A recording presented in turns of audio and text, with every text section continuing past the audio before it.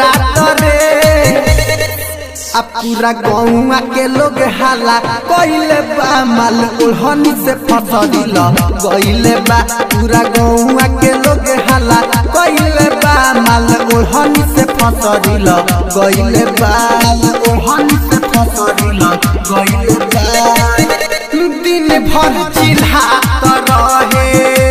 कहीं कहीं के जान रे देखे नहीं छन भरत होला पारासान रे पारासान रे दिन भर चिल्लात रहे कहीं कहीं के जान रे देखे नहीं छन भरत होला पारासान रे अब के करा के कहे हम रनिया रे ओकर के मन ले रही कमिया रे केहू से नहीं तनिको बतइले बा माल ओढ़नी से फसरिल गइले बा पूरा गौवा के लोग हाला कइले बा माल ओढ़नी से फसरिल गइले बा कंचन ओढ़नी से फसरिल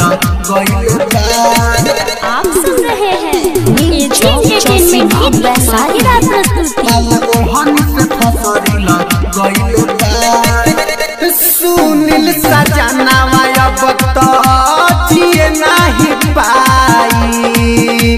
दीपक उज्जैन दिल खुश सच कही भाई कही भाई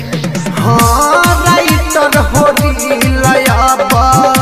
जिए नहीं पाई दीपक उज्जैन दिल खुश सच कही भाई बढ़िया के आवे यार